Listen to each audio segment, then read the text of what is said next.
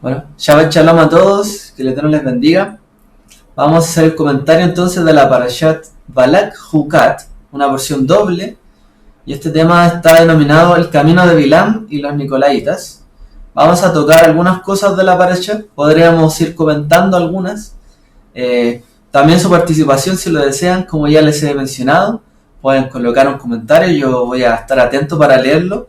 O bueno, también si quieren podrían allí comentar con micrófono abierto.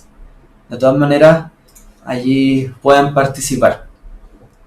Así que con la ayuda del Eterno vamos a comenzar. Bendito tu Señor, nuestro Dios, Rey del Universo, que nos envió con sus preceptos y nos ordenó ocuparnos en las palabras del estudio de la Torá. Amén. Bien, así que vamos a ver un poquito lo que es la doctrina de Bilam. Yo sé que ya más o menos conocemos, pero ¿qué es lo que nos dicen también los rabinos, los sabios? ¿De qué se trata esto? ¿Qué es lo que nos dice la historia? Porque también hay algunas declaraciones que se hacen, por ejemplo, en el libro de Apocalipsis, Revelaciones sobre este tema. Entonces la idea es que ahondemos un poquito en esta parasha para ver cuál tiene que ser el carácter realmente de los discípulos, los Talmidei Yeshua, los discípulos del Mesías. En efecto, este tema, incluso por lo que estuve revisando, nuestro hermano Kefa también nos compartió en una oportunidad sobre los discípulos o el verso Abraham versus Bilam, que a veces se toca en este temita. Entonces vamos a explicar un poco este tema. Bueno, acá vemos el resumen. En resumen, Hukat es la 39ª lectura de la Torá, ¿ya? Y significa estatuto. Viene de la palabra Hok, o una Juká, también puede leerse. Bueno, en el caso de Hukat, el singular es Juká. Que esta palabra puede leerse tanto en femenino como en masculino. Entonces, significa estatuto, un decreto. El nombre se deriva del segundo verso de la lectura donde dice: este es el estatuto de la Torá que el Señor ha ordenado. Hukat presenta las misteriosas leyes de la ceremonia de la vaca roja para la purificación después del contacto con un muerto. O sea, lo primero que nos trae este tema, ¿cierto?, de la purificación al tocar la muerte, y con una vaca roja, algo que no tiene tanto sentido, ¿no? Por eso que esto es un decreto.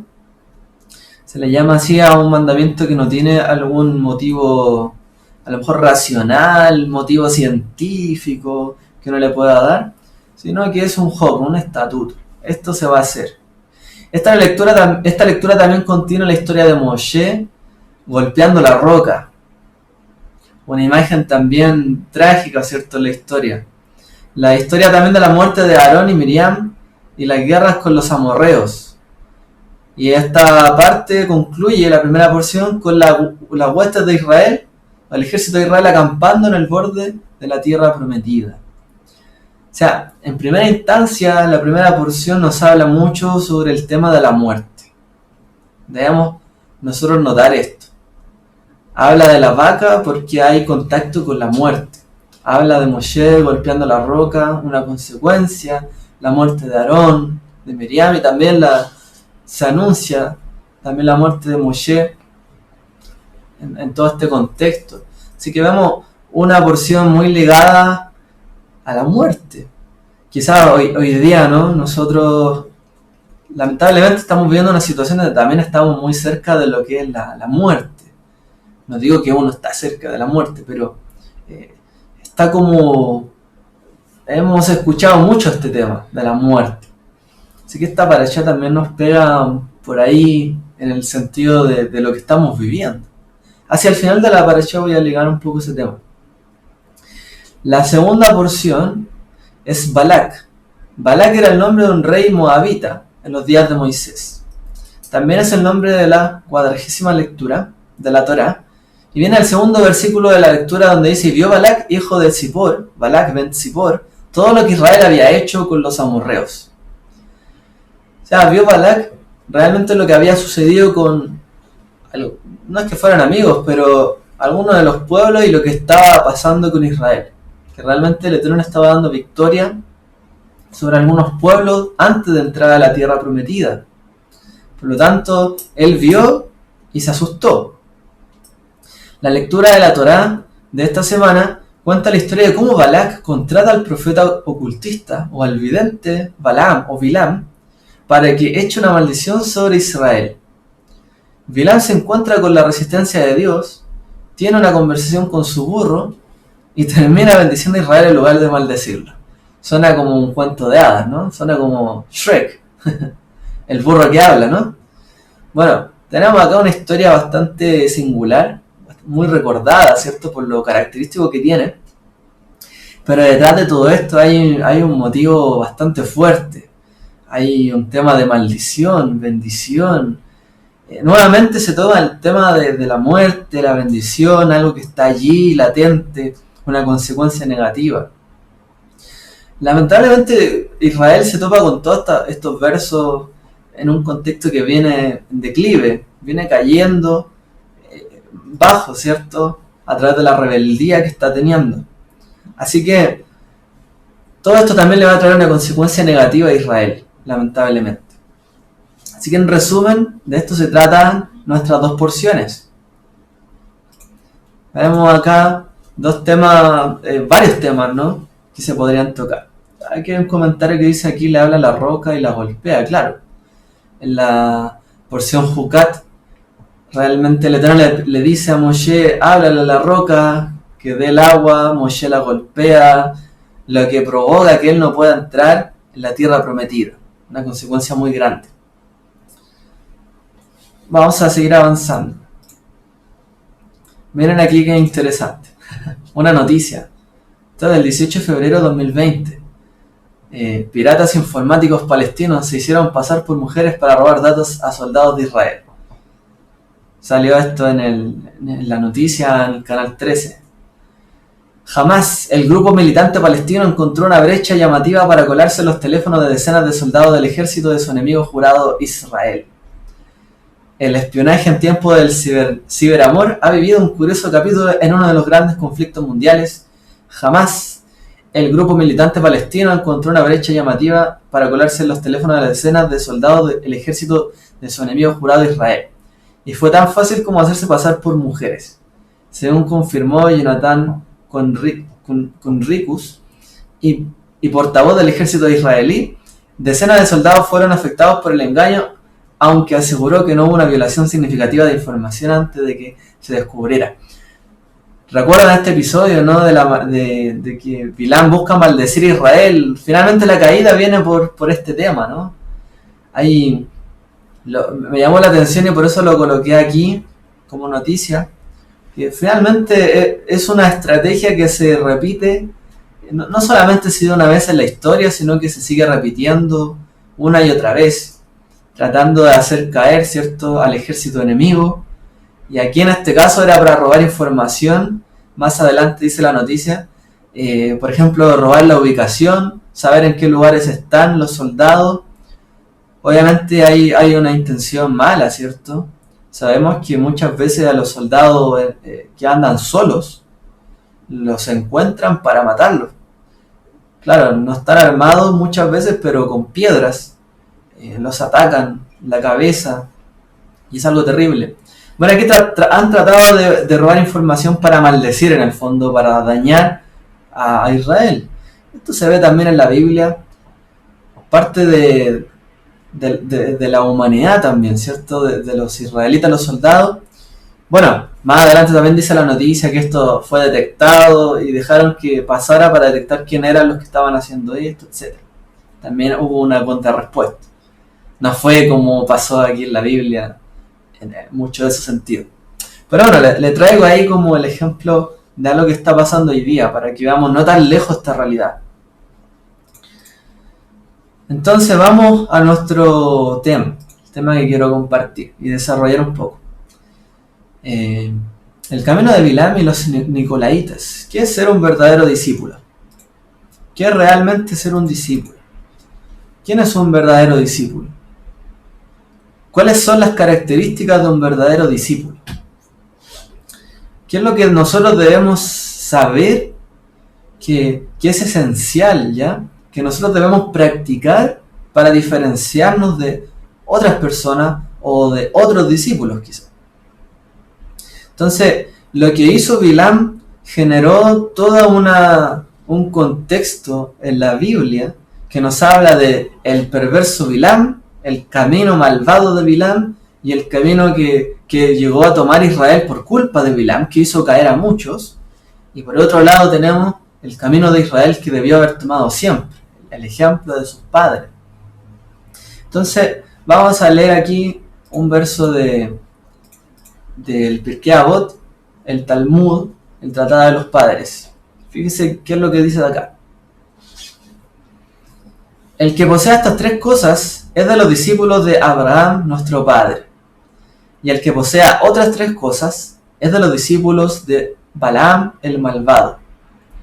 Un buen ojo, un espíritu humilde y un alma dócil es de los discípulos de Abraham, nuestro padre. Y un mal ojo, un mal de ojo, un espíritu altivo y un alma codiciosa es de los discípulos de Balaam, el malvado. ¿Cuál es la diferencia entre los discípulos de Abraham, nuestro padre, y los discípulos de Balaam, el malvado? Los discípulos de Abraham, nuestro padre, disfrutan de este mundo y heredan el mundo venidero.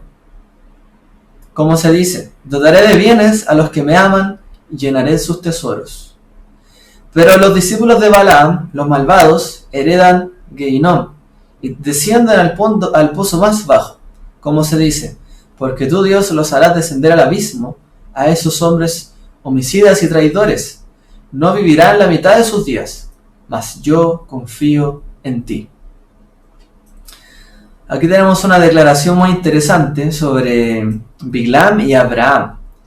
El Talmud, y bueno, no solo el Talmud, la literatura judía, y no solo la literatura judía que uno puede reconocer como el Talmud, el judaísmo, el Midrash, sino que también el Brit Hadashah se toma de este principio. Incluso los discípulos de Yeshua también toman este principio. Era algo bien conocido, este tema, ¿ya? Y era justamente lo opuesto. Abraham versus Bilam. Para los que no leyeron la historia, ¿cierto? Bilam trata de maldecir a Israel. Balak, ¿cierto? Intenta contratar a Bilam para maldecir a Israel, pero Bilam dice que no puede maldecirlo porque es un pueblo bendito. Pero finalmente Bilam, al ofrecérsele mucha riqueza, oro y poder, prácticamente de a poquito va deslizándose, ¿cierto? Al principio dice, no puedo hacer esto, Dios no me lo permite. Pero después se va deslizando, hasta que termina siguiendo este consejo, aun cuando tiene, ¿cierto?, algunos episodios como el tema del burro, ¿cierto?, del asno, donde finalmente el asno tiene más temor y tiene una visión, imagínense, espiritual mucho más grande que Bilam, el vidente. Y aún así el asno tiene más temor de Dios que él. Finalmente, Bilam hace lo que quiere hacer, no toma en estimación, ¿cierto?, el consejo que está recibiendo por su burro, o incluso por el ángel del Señor, y por la misma palabra del Eterno, y finalmente va a maldecir a Israel para ganarse su dinero, su codicia, sus pesitos. Entonces realmente vemos un caso muy fuerte, y este caso se transforma en un referente para toda la escritura en adelante. Lobos vestidos de ovejas, lobos rapaces, gente que busca engañar, que se disfrazan de una cosa y quieren en realidad otra cosa. Todas estas cosas y todas esas frases provienen también de este episodio. Entonces, los sabios de Israel explican este pasaje del siguiente sentido. Voy a leer la explicación que nos trae la versión del Talmud en inglés. Si no me equivoco, la versión de Stottenstein. Dice: el que posea estas tres cosas es de los discípulos de nuestro padre Abraham, y el que posea otras tres cosas es de los discípulos de Bilam el malvado. Y como se mencionó, un buen ojo, un espíritu humilde y un apetito moderado. Aquí hay otra traducción, porque en hebreo dice Nefesh. Por un lado dice Nefesh Rehavá, y por el otro lado dice Nefesh. Pero aquí Shfalá. Hay dos frases. Algunos traducen que es un alma dócil o un alma humilde, pero hay otros que hablan del apetito, que poseen un apetito moderado y el otro un apetito descontrolado. Ahí vamos a ver por qué. Entonces, los que poseen las características de tener un buen ojo, un espíritu humilde y un apetito moderado son discípulos de Abraham. Y un mal de ojo, un espíritu altivo y un apetito descontrolado son de los discípulos de Bilam el malvado. ¿Cuál es la diferencia entre los discípulos de Abraham, nuestro padre, y los discípulos de Bilam el malvado? Entonces, los discípulos de nuestro padre disfrutan de este mundo y del mundo venidero, como dice allí el proverbio. Pero los discípulos de Bilam heredan Gehinom, a un infierno por así decir, y descienden al pozo más bajo, como el Seol. En esta Mishnah contrasta los que siguen los caminos de Abraham con los que siguen los caminos de Bilam, el profeta malvado que fue contratado por Balak para maldecir a Israel. Cabe señalar que los rabinos entendían a Balaam como un arquetipo de maldad, aunque en la propia Torá parece ser más bien un personaje ambivalente, que actúa como un mero mensajero pasivo de Dios. Parece que en la Torá trae el mensaje de Dios, la palabra del Eterno, pero en general se le interpretó, como mencionaba, como un arquetipo de maldad. Es todo lo malo prácticamente Bilam. En el Sanedrín 10.2 aprendimos que Balaam no tiene una porción en el mundo venidero. Se dice en el Talmud también. Y Bilam también es visto por los rabinos como codicioso porque intentó aceptar un soborno para maldecir a Israel. Por lo tanto, aceptó la codicia del dinero, el poder, para hacer algo malo, en otras palabras. Y no solo algo malo, sino que tratar de maldecir lo que Dios había bendecido. Entonces, al contrastar a Abraham con Bilam, debemos notar que ambos ensillan sus burros en la Torá. Entonces, tenemos algunos casos en la Torá, por ejemplo en Génesis 23.2 y en Números 22.21, tanto Abraham como Bilam se montan en un asno. Entonces ahí tenemos una comparación.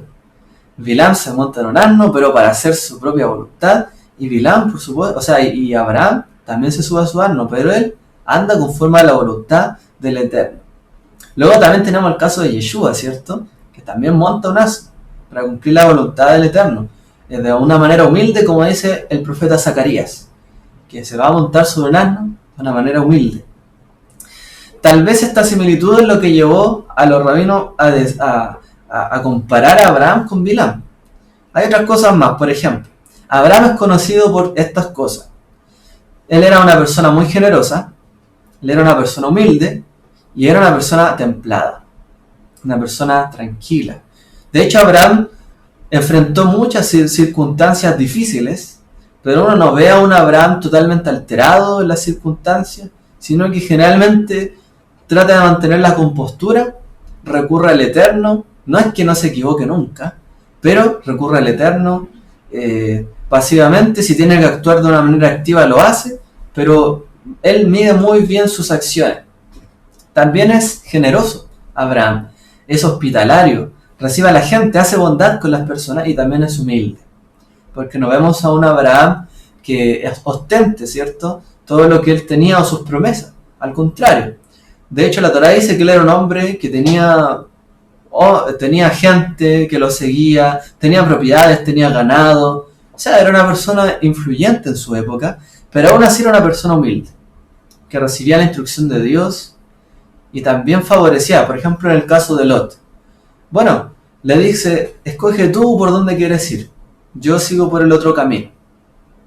Abraham no quiso favorecerse a él mismo prácticamente nunca. Tenemos, por ejemplo, otro caso. Es humilde cuando negocia la tumba, ¿cierto?, de su esposa Sará. Él dice, soy un extranjero residente entre vosotros. Aun cuando el Eterno le había dicho que él le iba a dar esa tierra, Abraham dice, soy un extranjero que reside entre ustedes. Y también le reafirma que no se lo dan gratis, sino que va a pagar su justo precio. Su templanza en el apetito se aprende también en el Midrash. Hay un Midrash que dice, por ejemplo, en un momento la Torá dice, he aquí, ahora sé que ella, Sara, es una mujer muy hermosa, ¿cierto? Cuando se encuentra en Egipto, ¿cierto?, con Abimelech. Entonces, según el Midrash, es a partir en este minuto recién donde Abraham miró a su mujer de una manera como más, poder así decir, codiciosa, en decir, de verdad es una mujer hermosa. Porque siempre para él fue su mujer, estuvo a su lado, pero nunca tuvo ese apetito descontrolado, por así decir. Aquí se refieren a esto los rabinos. Entonces, siempre fue una persona que controló sus instintos. Claro, cuando otros, ¿cierto?, le dieron a entender a él que algo, en el fondo, o Sarah en este caso, era una mujer muy hermosa, ahí dijo, bueno, ahora sí comprendo esta cosa, este asunto. Pero Abraham no era una persona de apetitos descontrolados o de instintos muy descontrolados, sino una persona que tenía dominio propio. Al contrario de Bilam, que era una persona que también condujo a otros, ¿cierto?, a caer en este sentido. Entonces, Bilam es codicioso porque percibe la recompensa que habría recibido por maldecir a Israel. Como dice, aunque Balak me diera su casa llena de plata y oro, aún así no lo haré, dice Bilam. Pero obviamente tenía en su corazón puesto la casa, la plata, el oro de Balak, para él hacer eso. De hecho, en efecto, el mismo asunto de que él después aconsejó de que hicieran caer, ¿cierto?, a los hijos de Israel por las mujeres, es porque él también en su mente consideraba que eso era algo codicioso que ellos podían afectarle. Es decir, en su propio corazón también estaba eso. Rashi también comenta que desde aquí podemos ver que Balak ya había empezado a pensar en la recompensa material que él podía recibir, cuando empezó a negociar y decir que no, y que no, y que no. En el fondo estaba acrecentando la recompensa que podría haber recibido.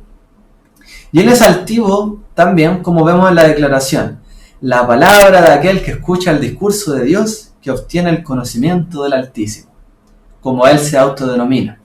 Una persona que recibe el conocimiento directo del Eterno, que recibe la palabra, el discurso mismo de Dios, el que está allí cara a cara prácticamente, el que recibe la revelación directa de Dios. No sé si alguno lo ha escuchado, porque este tipo de cosas se repiten, ¿cierto?, en las almas codiciosas. Muchas veces también pasa, y lo hemos escuchado, yo lo he escuchado, de personas que dicen ser elegidas, ¿cierto?, que ellos son los que reciben la palabra, ellos toman el monopolio también de recibir la revelación divina, la revelación de Dios, muchas veces. Bueno, así era Bilam. Tenía un apetito ilimitado, descontrolado, pues un Midrash enseña que después de fracasar, de maldecir a Israel, él aconsejó a Balak a que permitiera que las moabitas se prostituyeran, ¿cierto?, para hacer caer a Israel y atraparlos también así, adorando ídolos. No habría aconsejado lo mismo si él no hubiese pensado o no hubiese creído, ni hubiese estado en su corazón ese libertinaje sexual. Así que la segunda mitad del Midrash de la Mishnah también enseña que la recompensa que se le darán a Abraham y los castigos a Bilam. Y se entiende que cuando dice allí, dotaré de bienes a los que me aman, también se hace referencia a Abraham, porque dice la Escritura que Abraham el Eterno amó, ¿cierto? Entonces, como el Eterno amó a Abraham, es como la promesa que le hace a Abraham: dotaré de bienes a los que me aman, llenaré sus tesoros. Pero también se entiende como Bilam, que él era un asesino, ¿cierto? Por eso dice, los hará descender al abismo a esos hombres homicidas y traidores, ya que también provocó la muerte y la seducción a los hijos de Israel, lo que trajo la muerte de 24.000 israelitas. Entonces ahí vemos los paralelos que hay entre Bilam y Abraham, que son más, de hecho, podríamos mencionar más paralelos. Pero ya con esto nos hacemos una idea. Fíjese qué nos dice también el Brit Hadashah en la carta de Judas. Dice, mas estos blasfeman las cosas que no entienden, y las cosas que como animales irracionales conocen por instinto. Por estas cosas son ellos destruidos. Ay de ellos, porque han seguido el camino de Caín, y por lucro se lanzaron al error de Balaam, y perecieron en la rebelión de Coré. Estos son escollos ocultos en vuestras ágapes, cuando banqueteaban con vosotros sin temor, apacentándose a sí mismos, son nubes sin agua llevadas por los vientos, árboles de otoño sin fruto, 2 veces muertos y desarraigados. La carta de Judas es un poco cruda, ¿cierto? En hablar contra los apóstatas de la fe, contra la gente que hizo lucro con la fe, contra la gente que, estando en medio de los creyentes, seguía practicando la inmoralidad y seguía, ¿cierto? Y se aprovechaba de la gente y muchas veces de los pobres para ellos beneficiarse a sí mismos. Esta realidad se vio también en la época de Yeshua y así se les cita. Se lanzaron por el error de Balaam, de recibir dinero, en otras palabras, lo cual pervirtió también sus acciones. No solamente menciona esto de la escritura, todavía continúa, dice, 2 de Pedro 2, 12 al 16. Pero estos, como animales irracionales, nacidos como criaturas de instinto, para ser capturados y destruidos, blasfemando lo que ignoran, serán también destruidos con la destrucción de esas criaturas. Sufriendo el mal como pago de su iniquidad, cuentan por deleite andar en placeres disolutos durante el día. Son manchas e inmundicias, deleitándose en sus engaños, mientras banquetean con vosotros. Es interesante cuando dice mientras banquetean. De ahí vamos a ver, a qué se refiere este tema de comer. Tienen los ojos llenos de adulterio y nunca cesan de pecar. Seducen a las almas inestables. Tienen un corazón ejercitado en la avaricia. Son hijos de maldición. Abandonando el camino recto se han extraviado, siguiendo el camino de Balaam, el hijo de Beor, quien amó el pago de la iniquidad, pero fue reprendido por su transgresión, pues una muda bestia de carga, hablando con voz humana, reprimió la locura del profeta. Aquí nuevamente tenemos en 2 de Pedro esta carta, ¿cierto? Hablando contra aquellos que engañan a las personas, que finalmente no solamente es que engañan, sino que terminan haciendo todas esas actos inmorales, inmundos, como dice acá, esas manchas que finalmente dañan a la gente que quiere buscar a Dios. Se extravían, ¿cierto? Porque dice se extravían, porque en algún momento estuvieron bien, en algún momento estuvieron bien encaminados, pero en este momento se han extraviado siguiendo el camino de Bilam, amando el dinero. Pero finalmente dice serán reprendidos. ¿Por qué? De la manera más baja prácticamente. Incluso una bestia que no podía hablar fue una persona que razonó mucho más que Bilam. Entonces, aquí tenemos otro caso más de cómo muchas veces las personas, alejándose de la palabra del Eterno, toman, ¿cierto?, un poder, una autoridad, la autoridad de aquel que recibe la palabra de Dios, como lo decía Bilam, para favorecer sus propios intereses. Es decir, tienen un apetito descontrolado, avaricia, altivez de corazón y codicia. Lamentablemente, de este tipo de personas hemos visto quizás muchas, y en la historia se han repetido mucho. No solamente en la religión, sino también en todo tipo de poderes y todo tipo de cargos. Pero es mucho más lamentable cuando aquellos que se abogan, ¿cierto?, a hablar en favor de la paz, del amor, de Dios, de enseñarle a la gente la bondad, termina haciendo estas cosas. Es mucho peor y yo sé que muchas veces desilusiona en muy gran manera. Bueno, esto no termina acá. Vamos al punto también para detenernos un poco más. Dice Revelaciones 2:12 al 17. Escribe al ángel de la iglesia de Pérgamo. El que tiene la espada aguda de 2 filos dice esto: yo sé dónde moras, dónde está el trono de Satanás. Guarda fielmente mi nombre y no has negado mi fe. Aún en los días de Antipas, mi testigo, mi siervo fiel, que fue muerto entre vosotros, donde mora Satanás. Pero tengo unas pocas cosas contra ti, porque tienes ahí a los que mantienen la doctrina de Balaam, que enseñaba a Balac a poner tropiezo ante los hijos de Israel, a comer cosas sacrificadas a los ídolos y a cometer actos de inmoralidad. Así tú también tienes algunos que de la misma manera mantienen la doctrina de los nicolaitas. Por tanto, arrepiéntete. Si no, vendré a ti pronto y pelearé contra ellos con la espada de mi boca. El que tiene oído, oiga lo que el Espíritu dice a las iglesias. Al vencedor le daré del maná escondido, y le daré una piedrecita blanca, y grabado en la piedrecita un nombre nuevo, el cual nadie conoce sino aquel que lo recibe. Esto nos dice el libro de Revelaciones, o el Apocalipsis. Entonces, vamos a detenernos en esto que está en azul. Como dice, pero tengo algunas cosas contra ti, porque tienes ahí a los que mantienen la doctrina de Balaam. Y como dice ahí, ¿qué es lo que enseñan? A comer cosas sacrificadas a los ídolos. Porque recordemos que los hijos de Israel terminan cayendo al prostituirse. Estos actos de prostitución en el mundo antiguo son ceremoniales. No es simplemente que, como uno podría llegar a pensar hoy día, la prostitución es listo, es un acto y se acabó. En la antigüedad no es así. En la antigüedad la prostitución es cúltica. La prostitución en el antiguo Medio Oriente tiene que ver con un acto ritual. Tiene que ver con comida, con fiesta, músicas y prostituciones bajo los árboles, como lo era en las Asherá, en la diosa, ¿cierto?, que se adoraba en aquel entonces, que era reflejada a través de los árboles. Y se hacían los actos de prostitución de esta manera. Y esto llevaba, entonces, todo está ligado de la misma, todo va de la mano finalmente.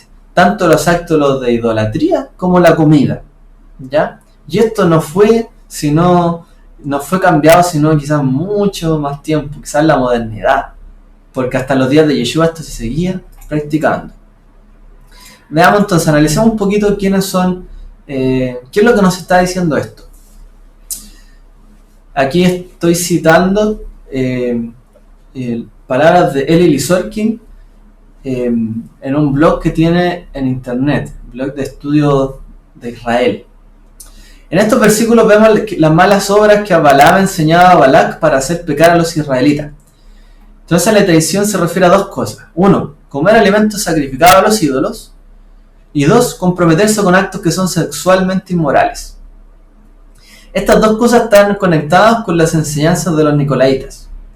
Incidentemente, la decisión del Consejo de Jerusalén o el Concilio de Jerusalén, tal como se expresa en la carta a los gentiles seguidores de Yeshua, exime a los no judíos de toda clase de cargas sobre las observaciones obligatorias de los judíos, es decir, en general toda la Torá, pero señala un conjunto concreto de prohibiciones también respecto a la comida de los gentiles, como dice Hechos 15, porque pareció bien al Espíritu Santo y a nosotros no imponeron mayor carga de estas cosas esenciales, que os mantengáis de cosas sacrificadas a los ídolos, de sangre, de los estrangulados y de fornicaciones. Si os guardáis de tales cosas, bien haréis. Es decir, que la declaración que hicieron los apóstoles, el concilio apostólico que Yeshua dejó, a los cuales Yeshua les dio autoridad para legislar, le dijo a todos los nuevos creyentes que son gentiles, que no son judíos, obviamente, digámosle estas cosas obligatoriamente. No los vamos a obligar a que guarden el Shabbat, las fiestas, todas las cosas, no es eso, pero sí les vamos a decir que apenas lleguen tienen que mantener esto muy claro, que no coman ciertas cosas sacrificadas a ídolos, ni sangre, también que se nos toca también en esta parashá, ni lo estrangulado, ni fornicaciones, ningún tipo de fornicaciones inmorales, probablemente ligado a lo anterior, prostitución cultica, que también se hacía a la época de Roma. Si hacen esto, bien haréis. Entonces, la instrucción principal para los creyentes, incluso hoy día para el cristianismo, que debiese ser algo totalmente legislado, que no coman sangre, que no coman cosas sacrificadas a ídolos, y ni estrangulado, algo que muere, ¿cierto?, de esas condiciones, ni algún tipo de prostituciones. Entonces, sigamos. No es difícil darse cuenta que estos cuatro comportamientos dos tenían que ver con los nicolaitas y los otros están relacionados con Bilán, ¿ya?, con el tema de inmoralidad. Es importante mirar que esta combinación de comida y delitos relacionados con el sexo fueron particularmente importantes en la época apostólica. ¿ya? Y esto se abordó mucho para los creyentes en el Cristo judío. Estas cuestiones traídas a los de Jerusalén parecían ser el principal desafío que se encontraban los gentiles seguidores del Cristo o del Mesías judío en su vida diaria bajo el Imperio Romano, ya que en el Imperio Romano era muy difícil este tema. O sea, los mercados donde se vendía carne y comida generalmente eran cosas sacrificadas a los ídolos, cosas dedicadas a los ídolos. Por lo tanto, los hijos de Israel, si hacían esto, prácticamente era como recordar toda esta historia detrás. Los judíos no hacían esto, pero los nuevos creyentes gentiles seguían inmersos en este mundo, donde todavía había idolatría y todavía habían comidas que se hacían en honor a los ídolos. Esta era la gran preocupación que tenían ellos, cosa que vemos en la carta de Corintios cuando menciona Pablo este tema. Entonces en los mercados se vendían estas cosas. Ahora, ¿qué es lo que significa Nicolaitas? Aquí había una discusión porque algunos dicen que fue un apóstol Nicolás, ¿cierto? Al que siguieron, que en el fondo se desvió de la fe y después se le llamó Nicolaita. Pero hay una visión interesante que es probable también, así como otros nombres, en esta época son hebraísmos. Incluso el mismo nombre cristiano puede ser un hebraísmo, de aquellos que siguen la bondad, los bondadosos. Cuando se traduce cuando lo leen como cristianos, se lee así como seguidores del Cristo. Pero hay otra lectura de Christus que significa bondad, como los piadosos. Y es como se denominan, de hecho, en todas las cartas, ellos son los piadosos, los temerosos de Dios. También ahí puede ser un hebraísmo, el mismo nombre. Es un paréntesis. Por ejemplo, aquí John Lightfoot dice que los Nicolaitas es un hebraísmo. En hebreo la palabra comeremos se dice nojal o nokal. Nojal. Habría sido empleado un hebraísmo con este verbo. Por ejemplo, hay una escritura que dice: las 7 mujeres echaron manos de un hombre diciendo: comeremos, nojal, nuestro pan y vestiremos nuestros vestidos. Tan solo déjanos llevar tu nombre, quita nuestra afrenta. Entonces esta palabra nokal se traduce al griego como comeremos. Por una parte, esto quería decir lo que queremos comer es alimento que está prohibido, como dicen en Isaías 4:1. Estas mujeres están queriendo comer cosas prohibidas. Entonces serían como comer comida o cosas que están prohibidas en la Torá, destinadas a dioses paganos. Entonces así, la frase ton Nicolatón, que significa los Nicolaitas, son como un grupo que tiene este origen hebreo, que querría decir queremos comer, una conexión entre los que quisieron comer lo prohibido, en otras palabras, como Bilam, Balak, en este caso, como los hijos de Israel, al prostituirse con las moabitas.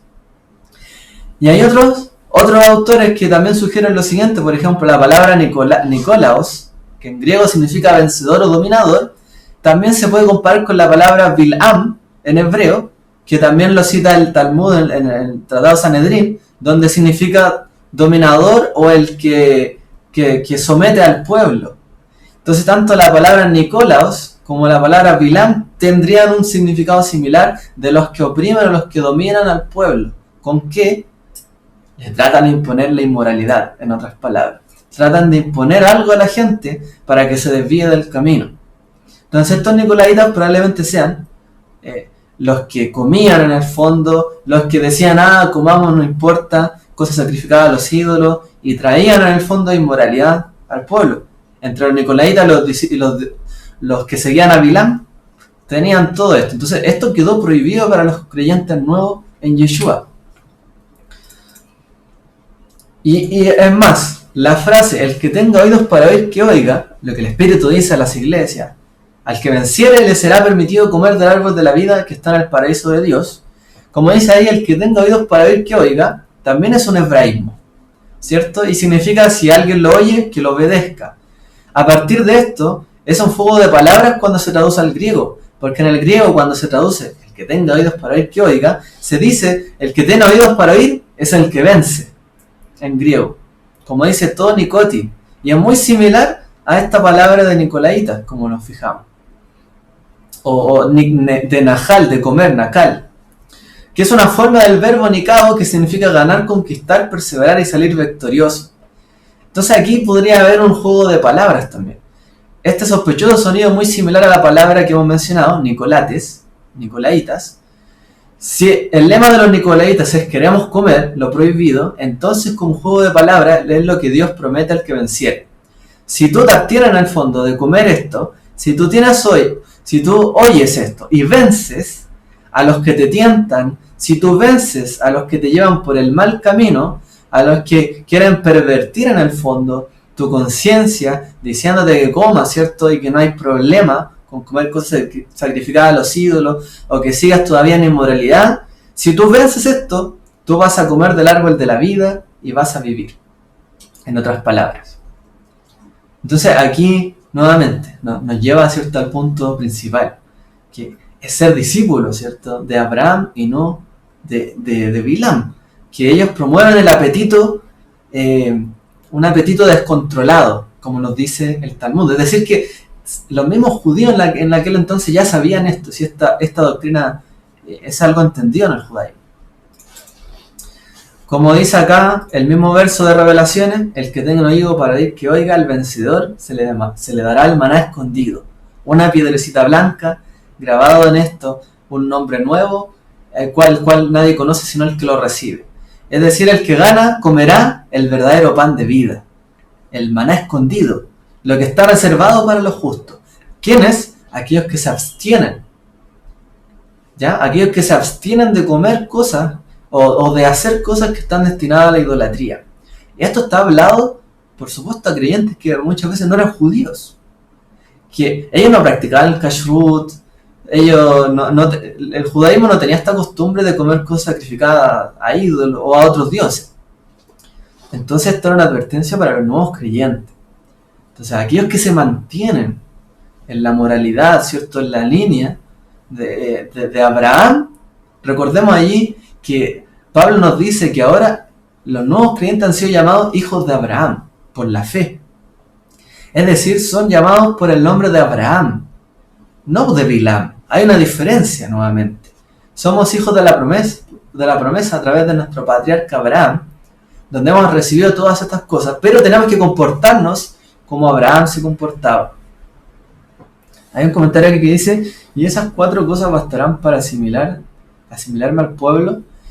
Era la preocupación más latente que tenía el pueblo judío en aquel entonces sobre los nuevos creyentes, ya que había muchos judíos dispersos entre el Imperio Romano.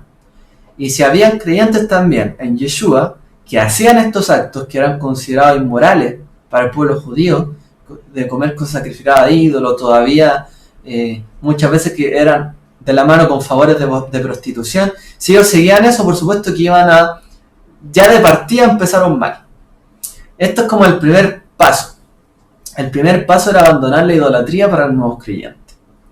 No significa que sea suficiente, no significa que no cumplan otros mandamientos como no matarás, no harás tal cosa, no harás X acá, X allá. No es eso, pero es el primer paso que fue impuesto por los nuevos creyentes para todos los que venían como nuevos a la fe.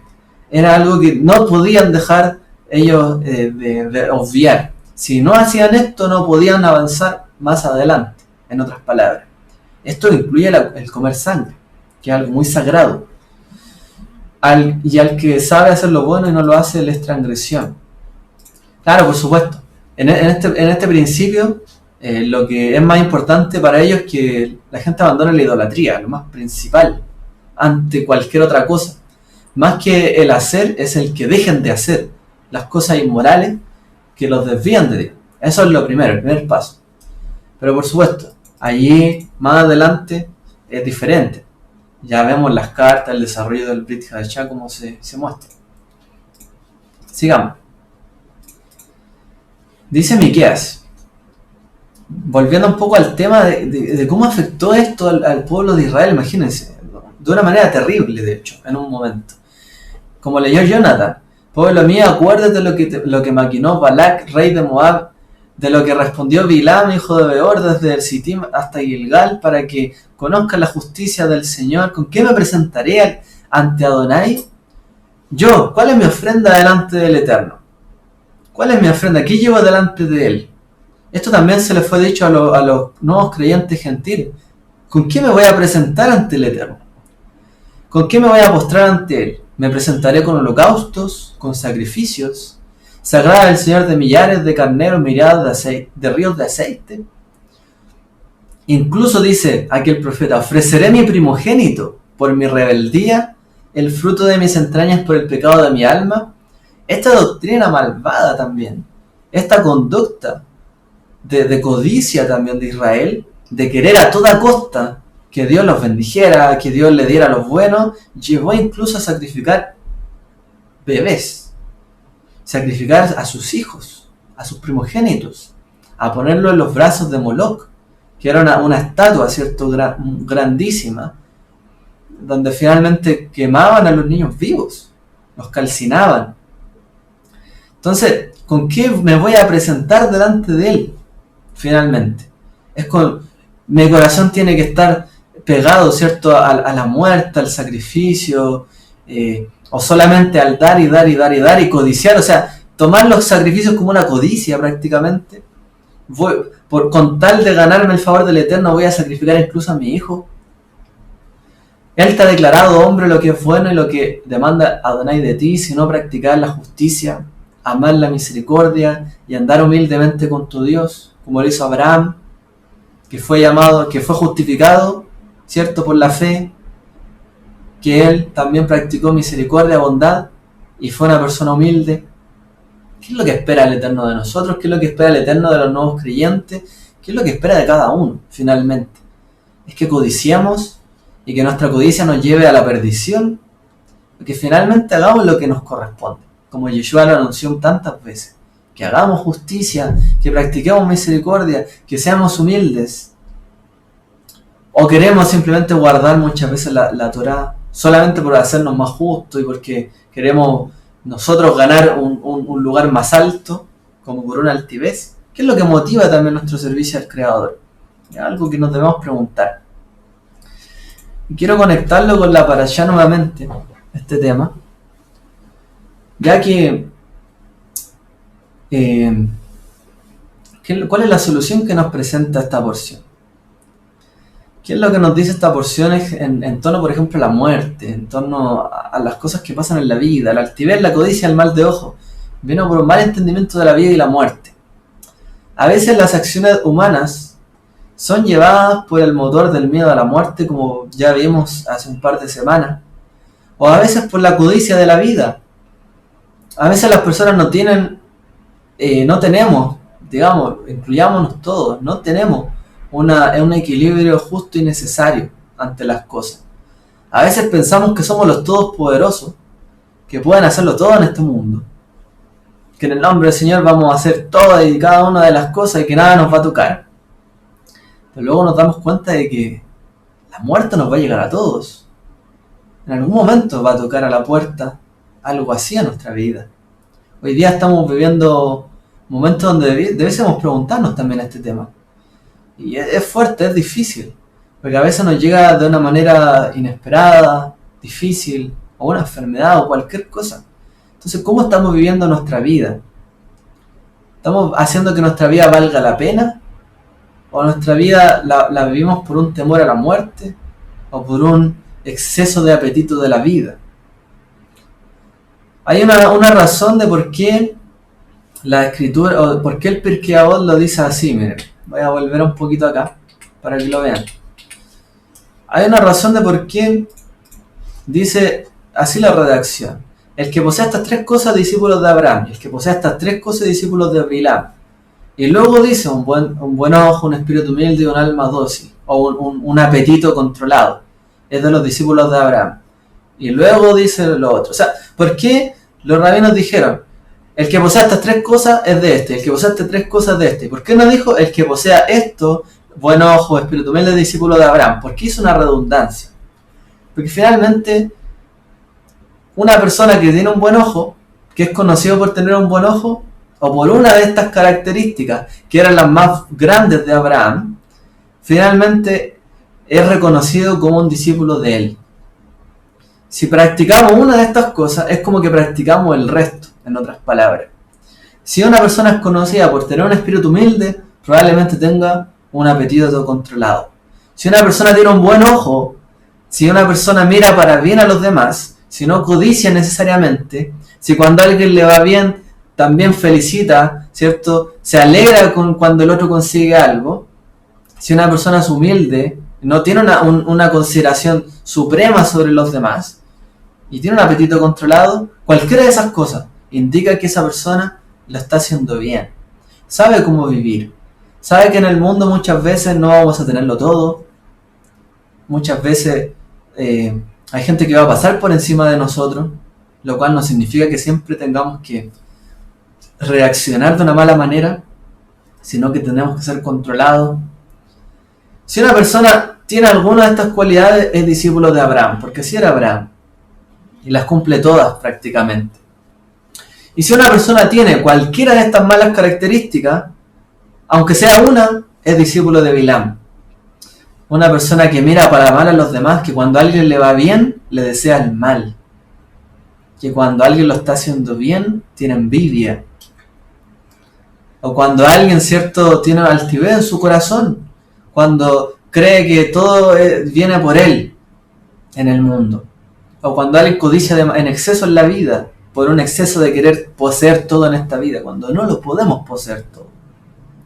Hay un dicho jasídico que viene de los versos del Talmud. Dice, por un lado, tengo que pensar, por un lado el hombre tiene dos bolsillos, ¿cierto? Una persona tiene dos bolsillos. Y en uno de esos bolsillos tiene que pensar, somos polvo, que volvemos, ¿cierto?, al polvo. Y por el otro bolsillo tenemos que pensar, el mundo fue creado para mí. Por un lado tenemos que saber que nosotros somos personas temporales, vivimos nuestra vida, como dice el Salmo, ¿qué es el hombre para que tengas de él memoria? Para que te acuerdes de él. Pero por el otro lado tenemos que pensar, el mundo fue creado para mí también. Dios creó las cosas para mi beneficio, pero también para el de otros, no solo para el mío. Entonces tenemos que tener un equilibrio justo y necesario como creyente. Porque cualquier desequilibrio nos lleva finalmente a ser un discípulo de Bilam. Y fíjese lo fácil que es para una persona que a lo mejor, y muchos han conocido, y esto se da mucho como en el contexto de la iglesia, como hemos escuchado, de repente tremendos hombres de Dios o mujeres de Dios, por una cosa cayeron y se desviaron totalmente. Y a lo mejor fue algo pequeño. Pero una de esas cosas, ya sea un espíritu altivo, provocó que todo su discurso se cayera a pedazos, su reputación y muchas veces su servicio. O que por codiciar, ¿cierto?, algo ajeno, casa ajena, propiedad ajena, mujer ajena, lo que sea, terminó haciéndolos caer. O tener un mal de ojo, envidiar el ministerio de otro, o quizás verlo de esa manera. Provocó todas esas cosas. Cualquiera de esas es la caída del hombre. Conectémoslo de nuevo con la parashá, finalmente. Porque esta parashá nos habla mucho de la muerte. Muerte de Abraham, de Aarón, de Miriam. También Moshe morirá. El pueblo va a morir en el desierto. No van a entrar a la tierra. Y hay como una redundancia. ¿Por qué? La vaca la sana, la muerte, la vaca roja, ¿cierto? ¿Por qué todo esto? Entonces nosotros tenemos que tener una buena posición en frente a la vida y a la muerte. Jucat es sobre la mortalidad. Leemos sobre la muerte de dos de los tres grandes líderes de Israel en el desierto, Miriam, Aarón, y la sentencia de muerte de Moshe. Fueron pérdidas devastadoras.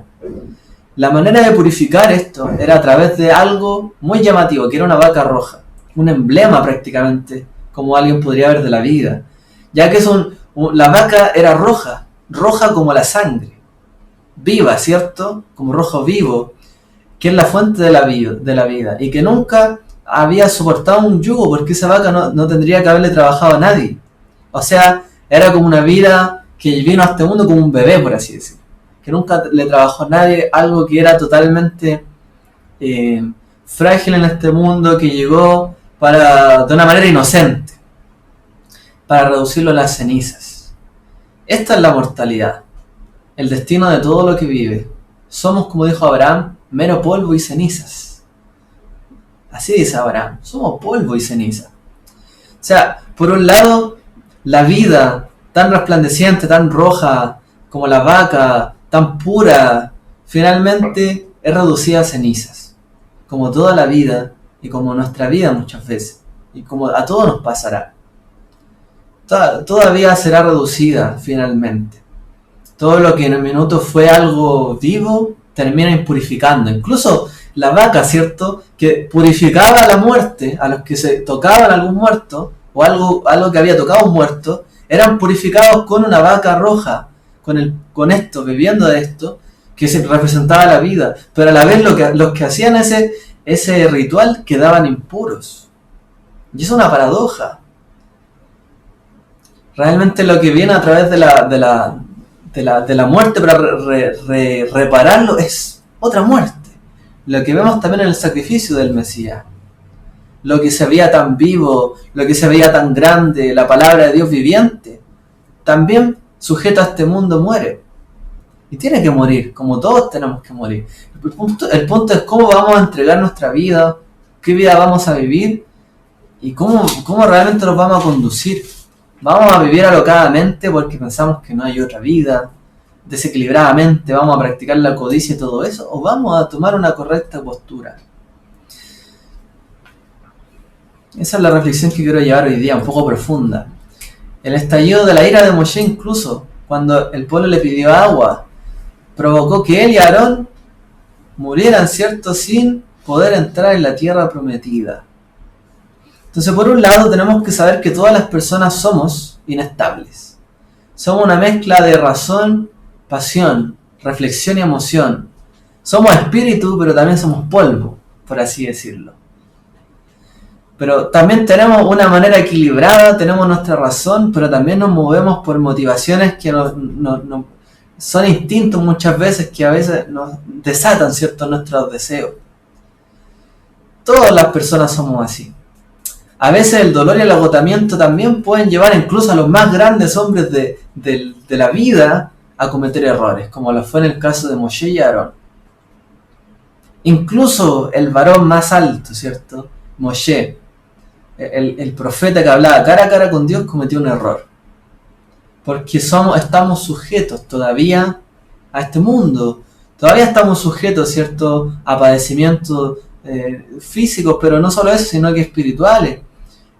Nuestros instintos, como decía Pablo, pucha, yo quiero hacer algo, termino haciendo otra cosa, y así. Y estamos sujetos a una ley del pecado. Aun cuando nuestra única salida es sujetarnos a la ley de Dios y a la ley del Espíritu de Dios, que nos ayuda a sobrepasar estas cosas. Pero aún así estamos en la vida y la vida es así. Aún una persona muy alta y que uno pudiese tener mucho respeto se cae. Aún Moshe cayó en el error. Entonces vamos a vivir nuestra vida pensando que tenemos que hacer todo perfecto, para que nadie me pueda decir nada irreprensible, quizás en todo perfecto, que nadie vea una mancha en mí y no reconocer que tengo errores, o tratar de hacerme ver como la persona que no tiene ningún error. Es una manera altiva de ver la vida, cuando en realidad sí los tenemos.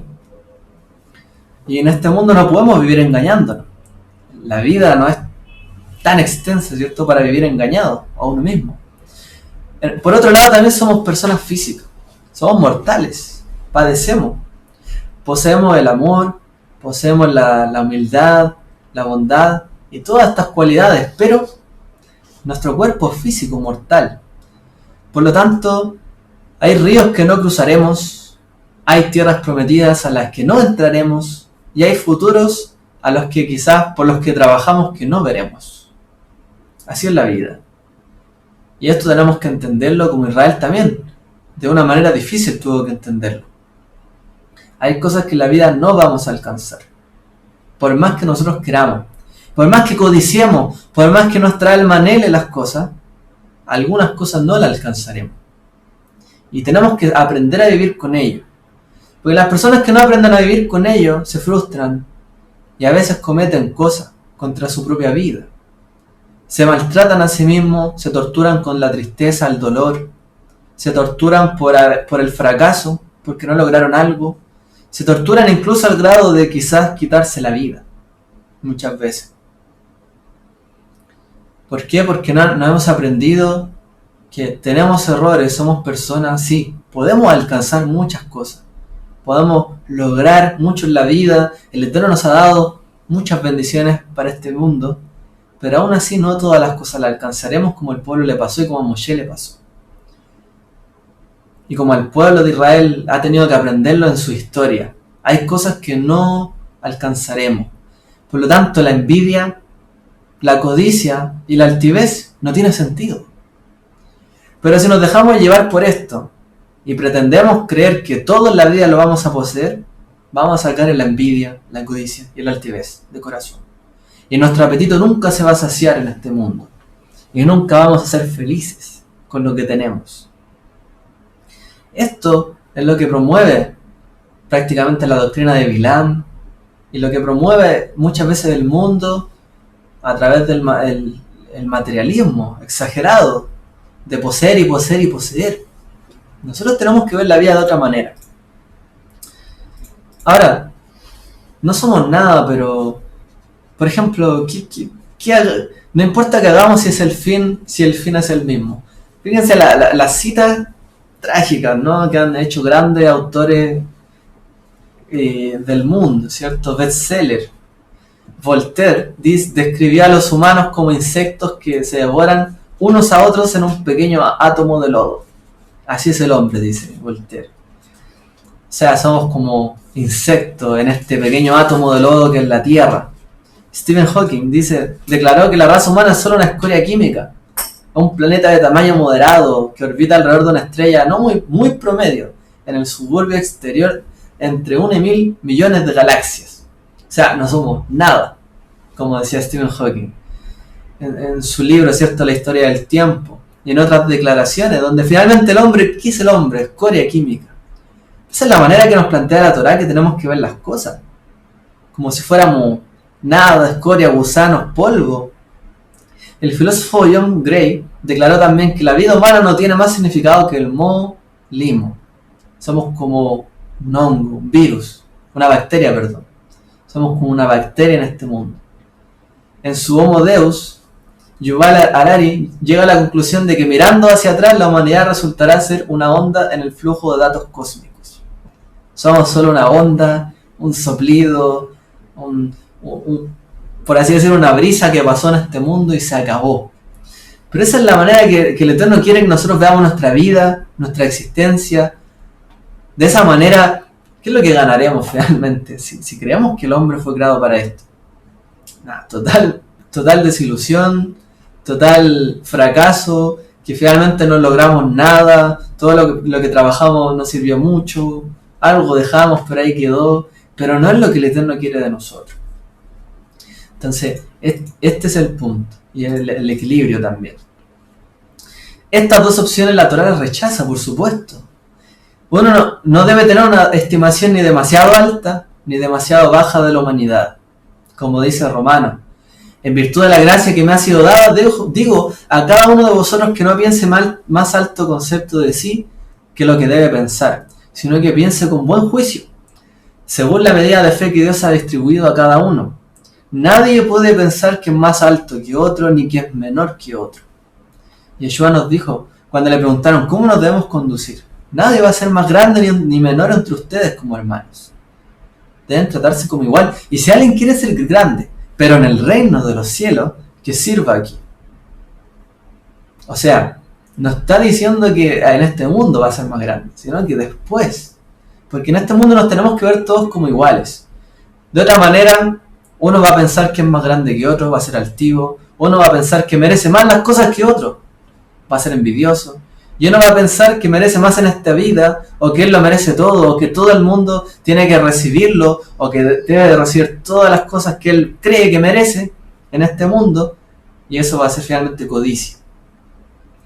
Y todas estas cosas llevan al hombre a terminar sus días sin propósito, sin vida, y finalmente totalmente apagados. y no haber entendido el propósito que Dios nos puso en este mundo, que nos puso para hacer el bien, que nos puso para hacer lo bueno, para vivir una vida que podamos comer, beber, alegrarnos, como dice Eclesiastés, que es el todo del hombre, que podamos temer a Dios, pero que hagamos las cosas, que no nos detengamos de hacer algo en este mundo solamente porque tenemos miedo al fracaso. Todos vamos a fracasar. Todos nos vamos a entrar a alguna tierra prometida. Todos vamos a fallar en algún momento. No por ello vamos a dejar de trabajar y ser fieles. Ser fieles a Dios y también a lo que el Eterno nos ha dado. No podemos menospreciar esto. Imagínense si Moshe hubiese dicho, no voy a entrar a la tierra, bueno, nada, renuncio, se acabó. Hasta aquí llegó todo. No sigo adelante. ¿Qué ejemplo nos hubiese dado a nosotros? Nuestras vidas sí sirven. Nuestras vidas son una inspiración para otros. Nuestras vidas, por más cortas y a lo mejor que uno piense que son insignificantes, inspiran a otros humanos en esta larga cadena que es la vida. Así como la vida de Yeshua, de Moshe, de Aarón, de David, de Miriam, de todos ellos nos inspiraron.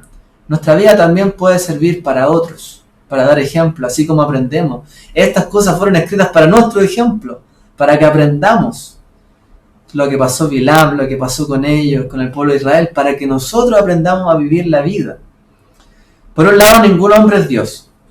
Nadie es infalible. No hay vida sin errores y defectos.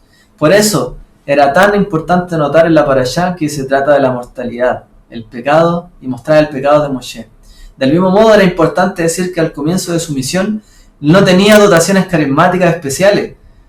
No era un hablante natural que pudiera influir en las multitudes. Moshe tenía problemas para hablar. Nadie nació con un talento tan innato que finalmente sea algo tan extraordinario que uno pudiese envidiar y decir, ¿por qué Dios no me dio esto? Todo talento, aunque haya sido algo que haya sido dado de parte del Eterno, se tiene que trabajar. Si no se trabaja, no se pule y no puede brillar. Todas nuestras vidas nos fueron dadas con talentos para que los hagamos brillar. Es un propósito en este mundo. Lo que el Eterno nos dio, lo podemos hacer brillar para su servicio.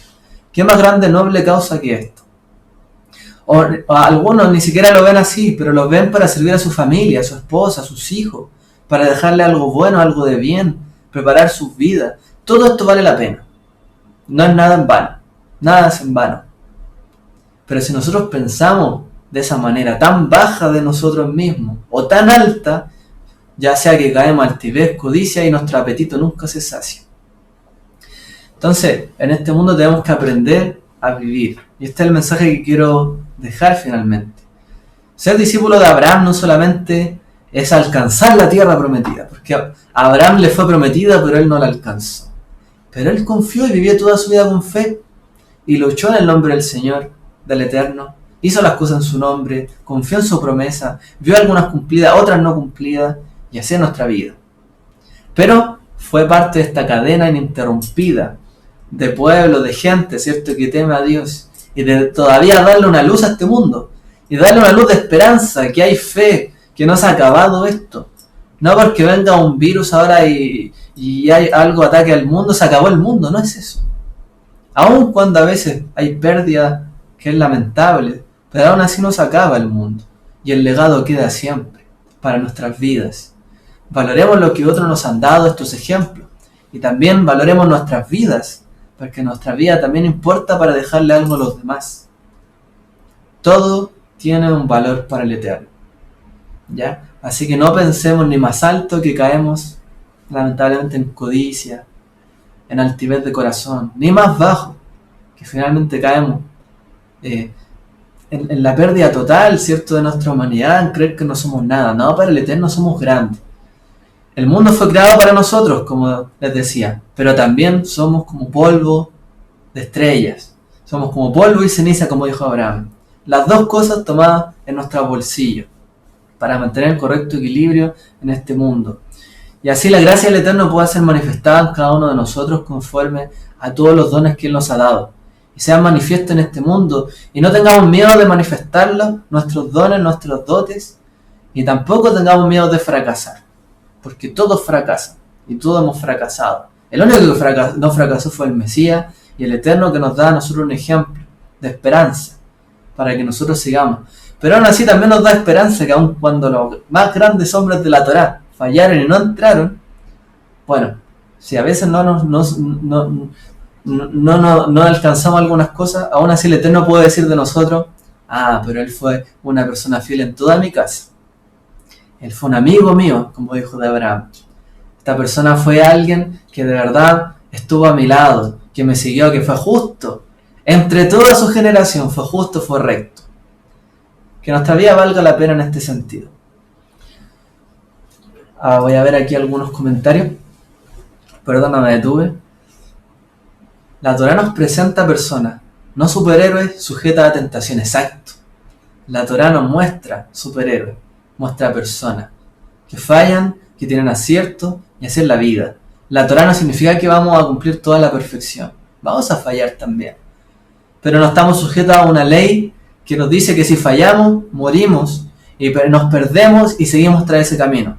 Estamos sujetos al Espíritu que nos mantiene en la vida, que nos mantiene, ¿cierto?, en este estatus de vida, que es la vida que nos ha sido dada y en abundancia. Nos sostenemos y nos aferramos a esto. Hebreos 11:39-40.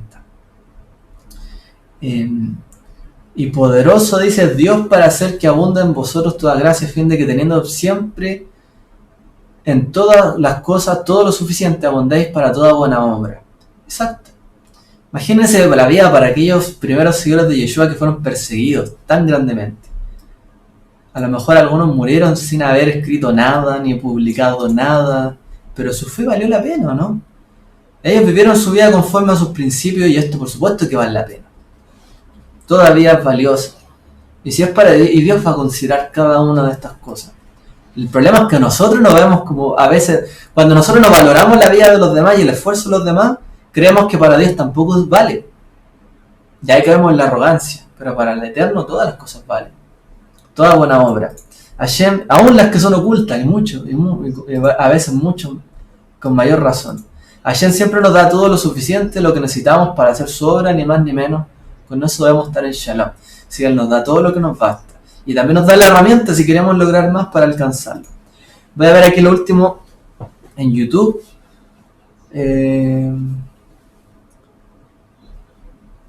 Bueno, ahí están entonces los comentarios. Gracias al Eterno entonces por este tiempo que hemos tenido.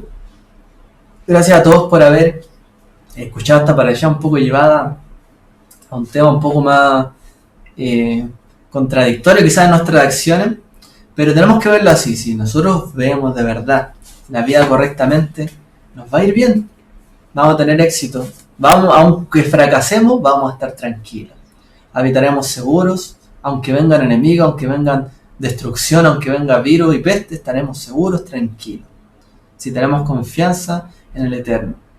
Aferrémonos a la vida. ¿Quién es la vida? Él.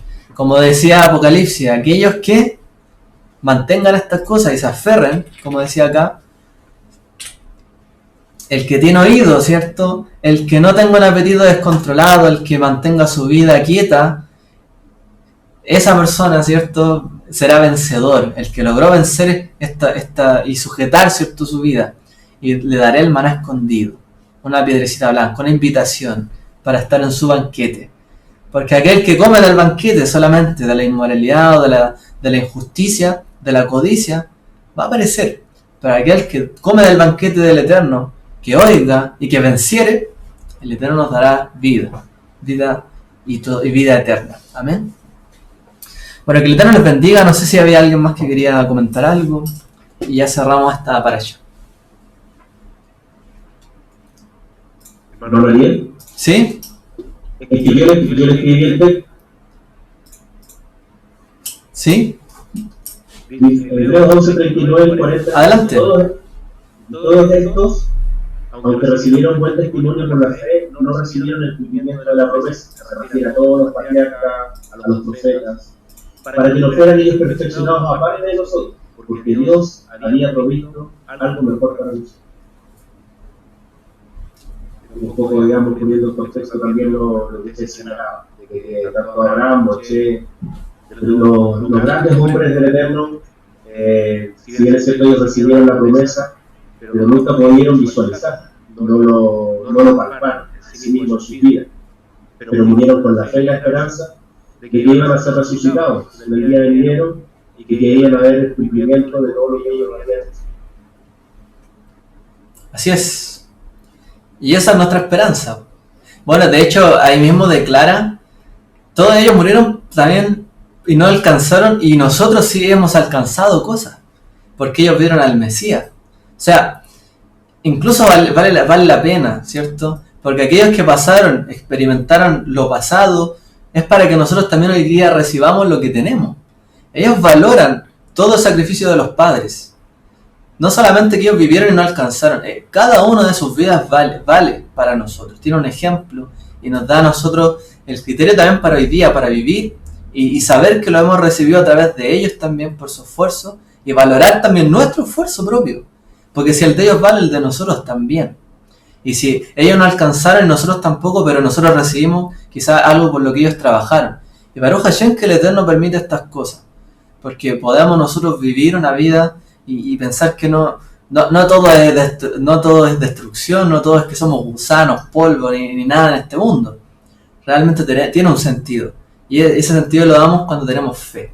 Cuando tenemos la fe y nos mantenemos y de verdad trabajamos también por ella. El Eterno nos bendice la obra de nuestras manos, nos prospera, para darnos el bien que Él desea, como dice Jeremías. Y esos son deseos de paz y no de mal, de bien y de prosperidad. El Eterno así quiera para cada uno de nosotros.